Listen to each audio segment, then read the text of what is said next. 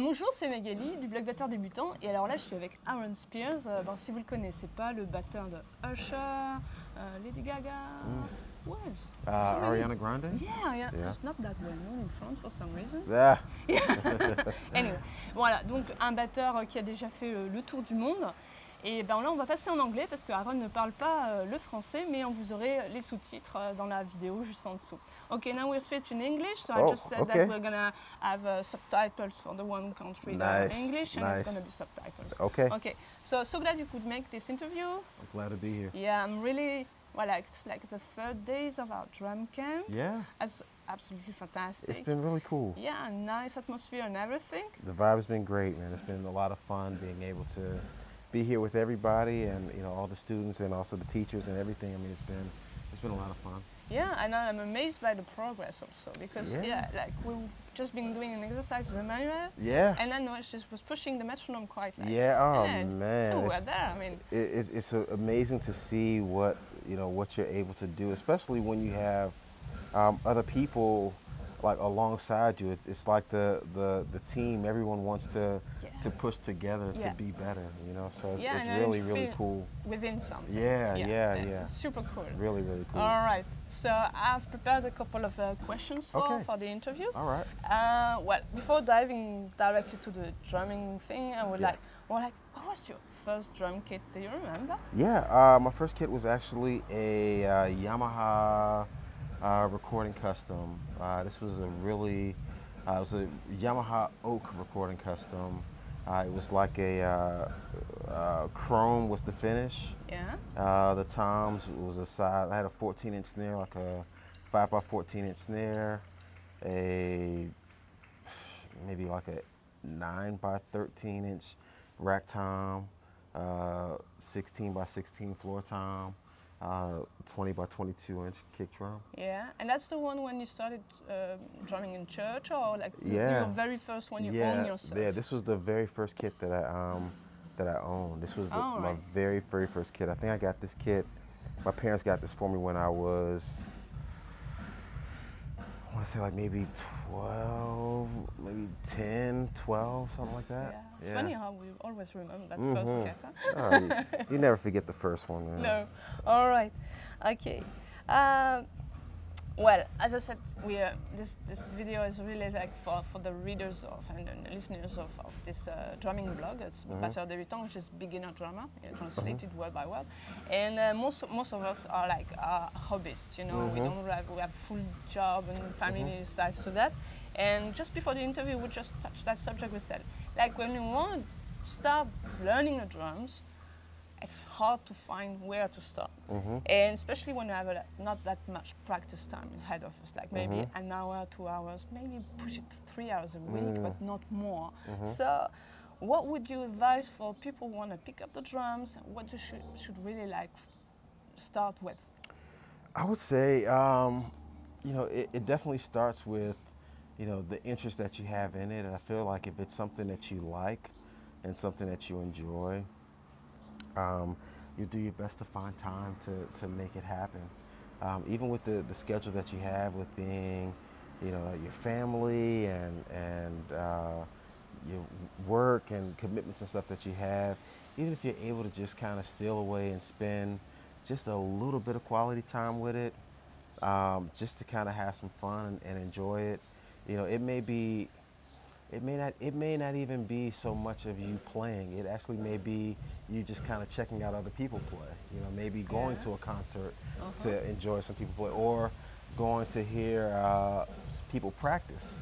That may be a thing. But you just have to find a way to be able to water that flower as far as the love that you have for this music and for drums. You have to figure out a way that works for you.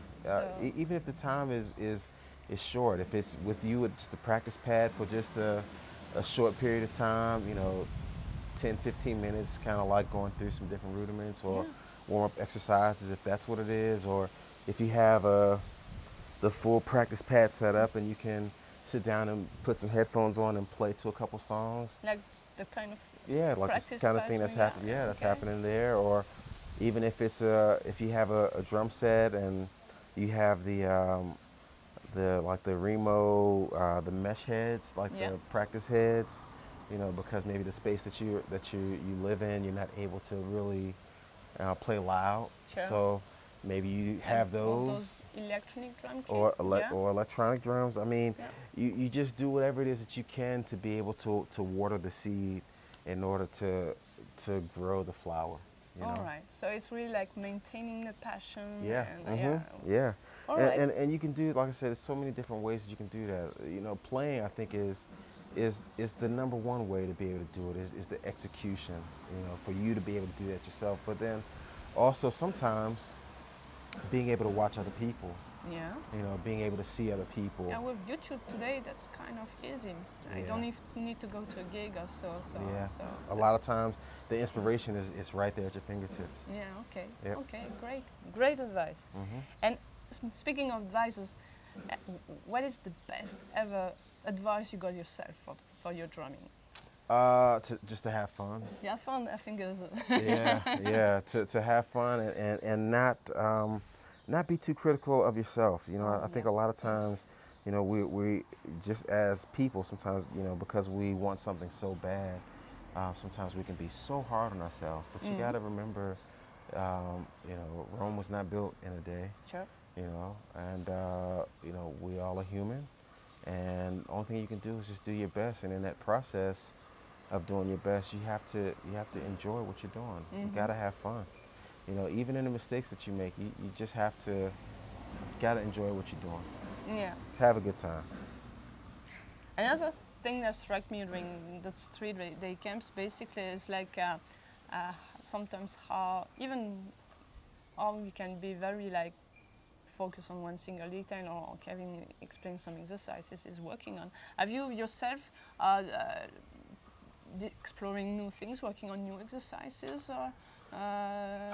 Man, for me. It's always something. It's always different patterns or different groupings that I'm trying to figure out, like how to play.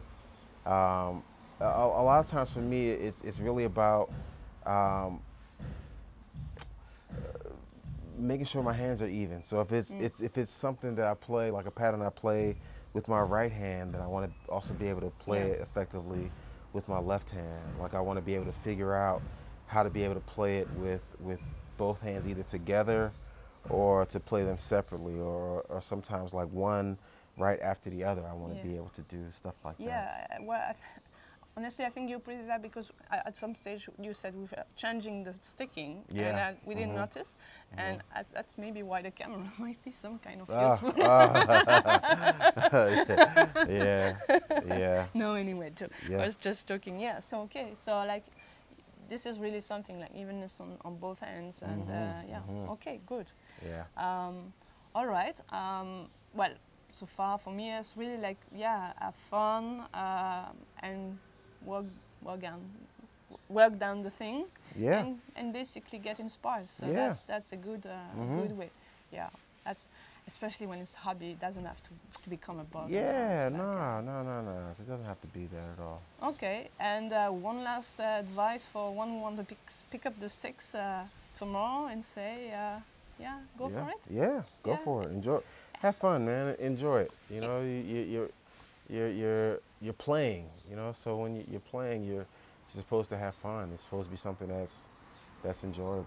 Yeah. You know, nobody says, you know, go play and you have a frown on your face. You know, like go outside and play and have fun. And you say, okay. Playing is supposed to be an enjoyable experience. So even in music, when you're playing, it's supposed to be something that's fun. It's supposed to be something that you enjoy, something that's fun to do. And it transpires in the playing. Yeah, for sure. Okay. Yep. Well, that's for me. Thanks. Yeah, for sure. And well, wish you all the best. And Thank hope you so to much. see you Same next year, maybe. Yeah. Maybe. Maybe I'll be back here again next year. If that they would have be me back, cool. that'd be so fun. That would be cool. Yeah. Yeah. Okay, great. Okay. Voilà, c'était Aaron Spears. Et puis on se retrouve pour une prochaine vidéo. Hey.